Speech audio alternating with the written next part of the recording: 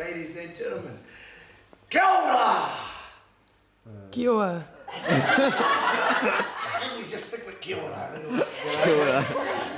Kia ora. Ladies and gentlemen,